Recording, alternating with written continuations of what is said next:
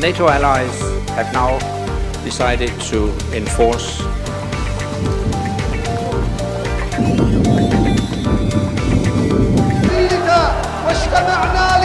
جمعة التسامح الأمن والاستقرار. نعم لا.